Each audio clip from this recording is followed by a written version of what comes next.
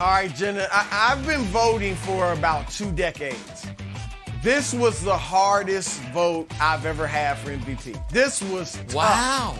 And I spent hours looking at numbers and going over everything.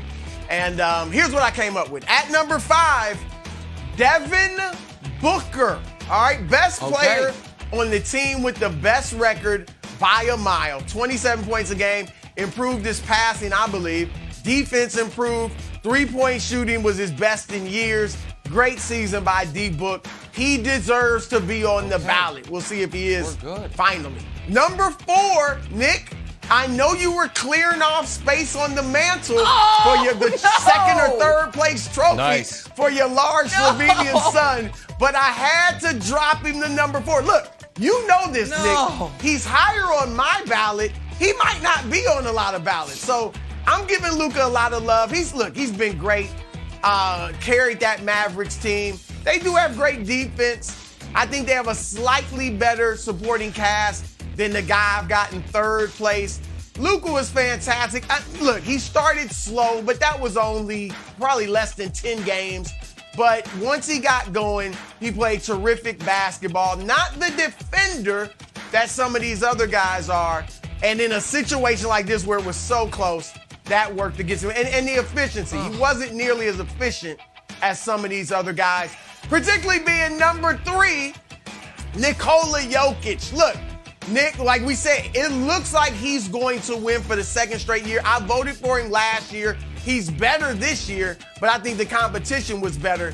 But Jokic was fantastic. Look, 2 firsts. He became only the 6th player ever to lead his team in everything. Points, rebounds, assists, steals, and blocks. He and became the only player in history to get 2,000 total points, 1,000 total rebounds, 500 assists in a season.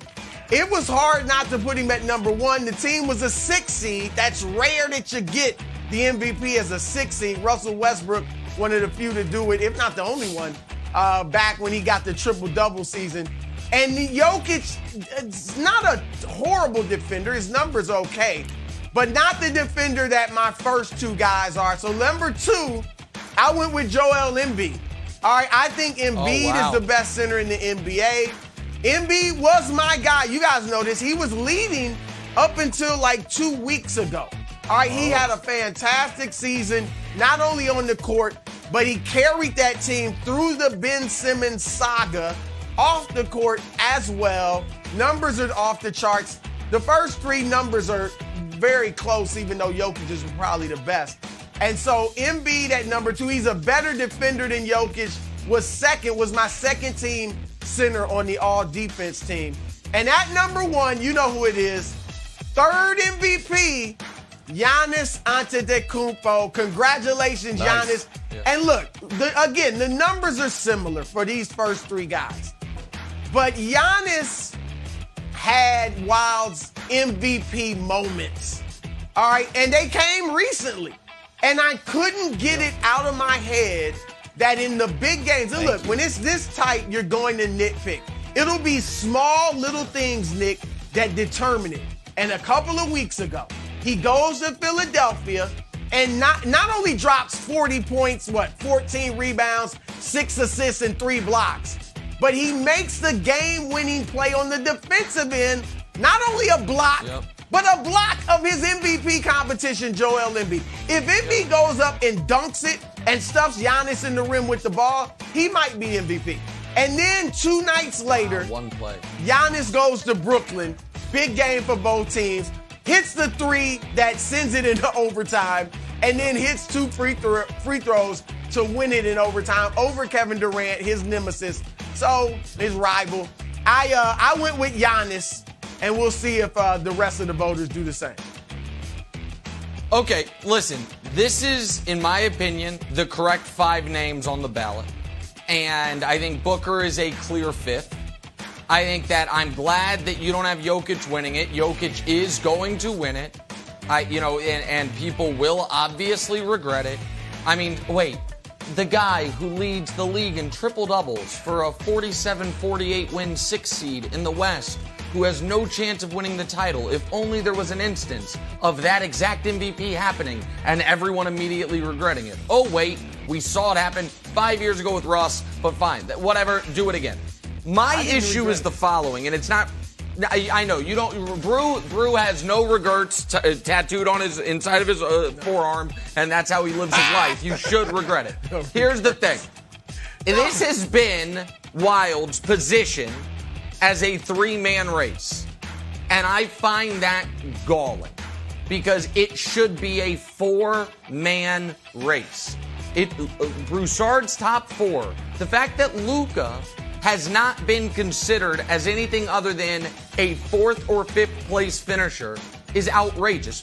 A few facts and then a number that'll shine. Fact number one. The Mavs finished with the fifth best record in basketball.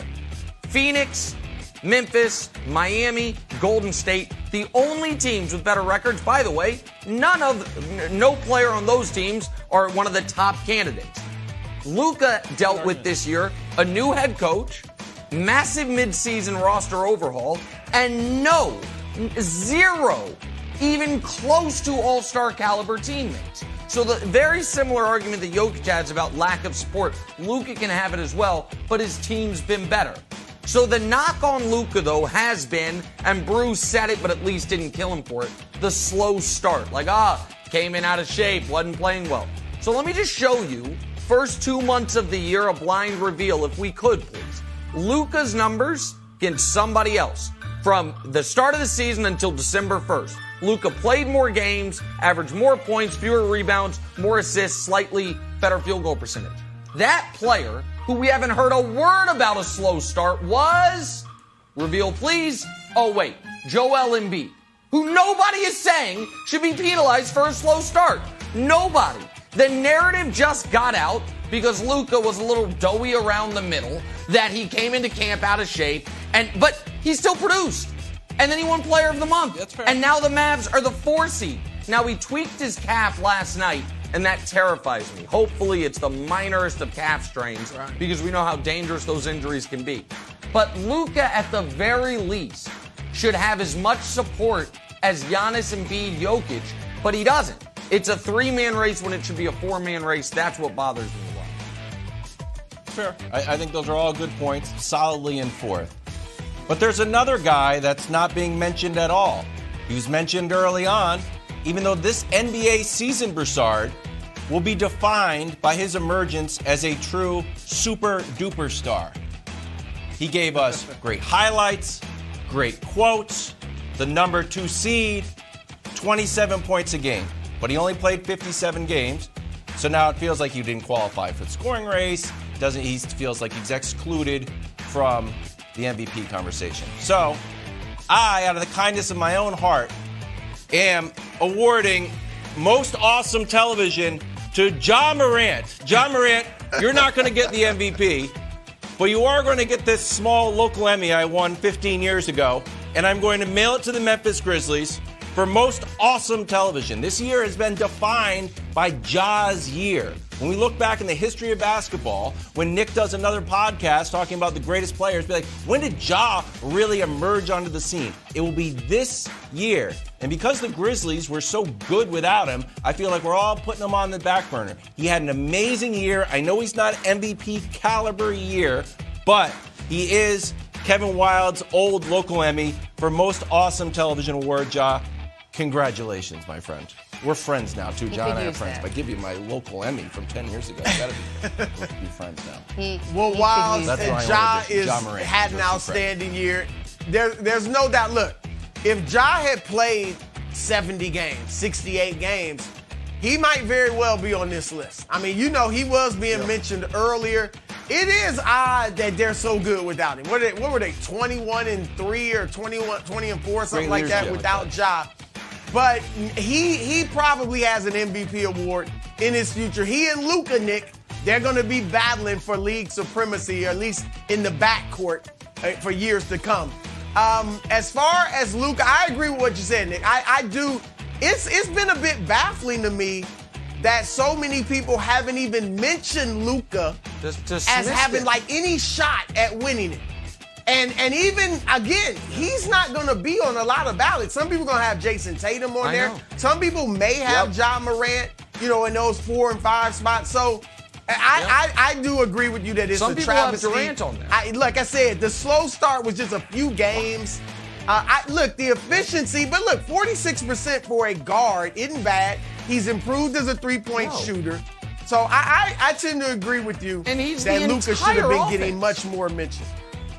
Right. And Right. he's the entire offense, and people, it is correct, he is not as good of a defender as the 3 guys ahead of him, but his team is arguably the best defensive team of those 3 teams. So his lack of defense hasn't hurt the team, as Jason Kidd has built a really good defense there.